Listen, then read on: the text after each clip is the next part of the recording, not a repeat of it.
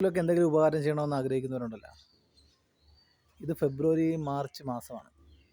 അപ്പോൾ ഈ മാസത്തിൽ ഈ ബാങ്കിൽ നിന്ന് ലോൺ എടുത്തിട്ട് സാമ്പത്തിക ബുദ്ധിമുട്ട് മൂലം അത് മുടങ്ങിപ്പോയിട്ട് വിഷമിക്കുന്നവരുണ്ട്. അവർക്ക് ഈ ഓഡിറ്റിംഗ് അറിയാമല്ലോ, ആ ടൈമിലാണ് നമുക്ക് ഈ ബാങ്കിൽ നിന്ന് അവർക്ക് ഇതെല്ലാം പിന്നെ തിരിച്ചെടുക്കുന്നതിനായിട്ട് ഈ മുടങ്ങിയ അടവും പലിശയും പിഴപ്പലിശയും ഒക്കെ ചേർത്തിട്ട് ബാങ്കുകാർ അത് തിരിച്ചു പിടിക്കുന്ന മാസമാണ് ഈ മാർച്ച് എന്ന് പറയുന്നത്.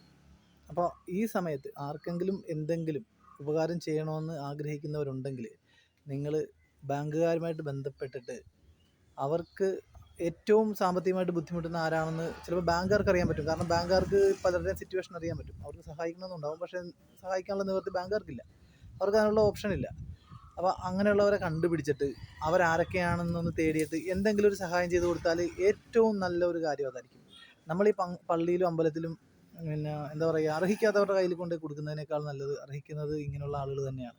ചിലപ്പോൾ മക്കളെ പഠിപ്പിക്കാനോ അല്ലെങ്കിൽ വിവാഹം നടത്താനോ അല്ലെങ്കിൽ വീട് വെക്കാനോ ഒക്കെ ആയിട്ട് സാമ്പത്തികം എടുത്തിട്ട് അത് മുടങ്ങിപ്പോകുന്ന അവസ്ഥ, ഏതെങ്കിലും തരത്തിൽ മുടങ്ങിപ്പോകുന്ന അവസ്ഥയുള്ള ആരെങ്കിലും ഉണ്ടെങ്കിൽ അവരെ കണ്ടുപിടിച്ചിട്ട് അവർക്ക് എന്തെങ്കിലും ഒരു സഹായം ചെയ്ത് കൊടുത്തു കഴിഞ്ഞാൽ അത് തന്നെയായിരിക്കും ഇപ്പോൾ ചെയ്യാൻ പറ്റുന്ന ഏറ്റവും നല്ലൊരു കാര്യം.